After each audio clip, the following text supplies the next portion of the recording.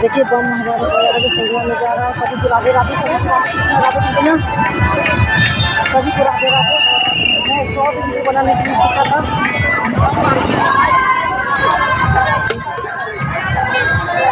सभी को राधे राधे।